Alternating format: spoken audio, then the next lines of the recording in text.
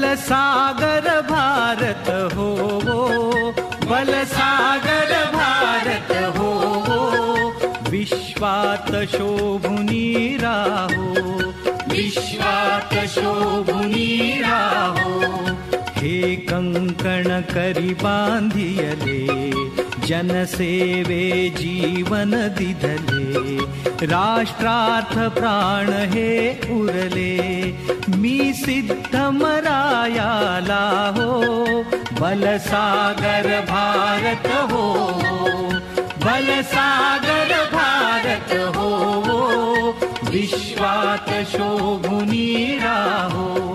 वैभवे देश चढवीन सर्व निवडलेलं आहे आणि याचे अभ्यासक्रमाचे ध्येय आहे भाषा शिक्षणातून संवेदनशीलता निर्माण करणे, तिची संवेदनशीलता विकसित करणे हे अभ्यासक्रमाचे ध्येय आहे। त्याच्यामध्ये आम्ही क्षमता निवडलेल्या आहेत, अर्थपूर्ण संवाद साधतो, लक्षपूर्वक ऐकतो, ऐकलेल्या अनुभवलेल्या प्रसंगावरून आपले मत व्यक्त करतो आणि चर्चेमध्ये सहभागी होतो। ही त्याची क्षमता आहे। 4 क्षमता घेतल्या आम्ही। त्यानंतर मूल्यांकनासाठी घेतलेली जी कृती आहे, बैल आणि बेटरीची गोष्ट आपल्याला माहिती आहे, आपल्याला बैल आणि बेटरीची गोष्ट माहिती आहे, त्यानंतर कासव आणि ससा ही सुद्धा गोष्ट माहिती आहे। या गोष्टीमधून त्याच्यामध्ये हे आपल्याला ध्येय साध्य करायचं आहे आणि या क्षमता आपल्याला साध्य करायची, त्याच्यामध्ये विकसित करायचे। मूल्यांकनासाठी आम्ही प्रश्न काढलेले आहेत ह्या गोष्टीवर, दोन्ही गोष्टीवर। बेडकाला बैलासाठी का उभावे वाटले हा प्रश्न आहे। प्राण्यांना बेडूक प्राणी आहे त्याला बैलासाठी का व्हावं वाटलं, त्याच्यामधून आपल्याला हे संवेदनशीलता या प्रश्नातून निर्माण करायचे।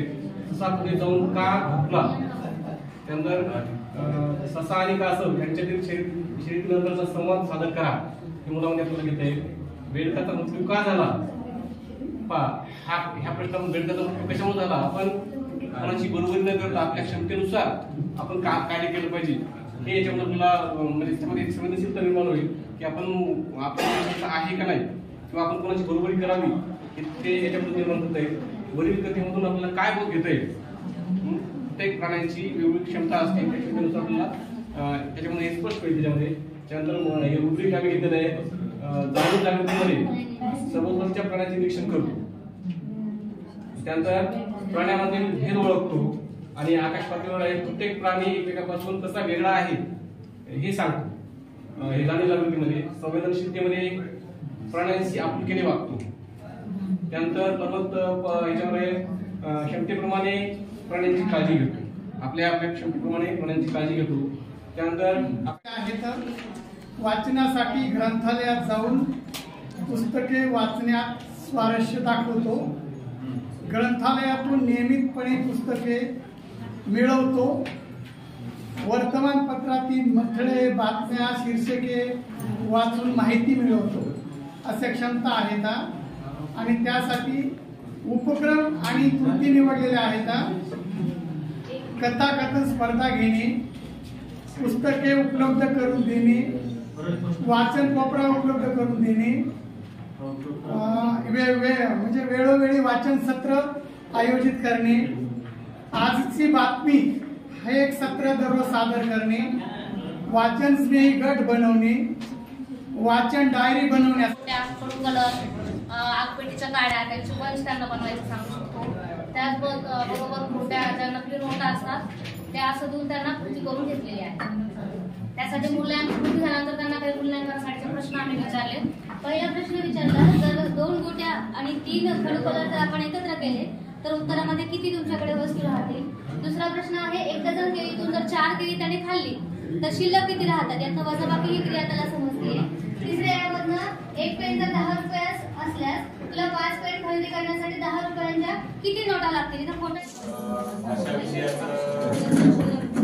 भाषा विषयाबद्दल हे तयार केलंय। यामध्ये अभ्यासक्रमाची ध्येय आहेत वर्णन विश्लेषण आणि प्रतिसादासाठी भाषा कौशल्य विकसित करणे, त्याच्यातील क्षमता आहे मजकुरातील मुद्दे ओळखतो,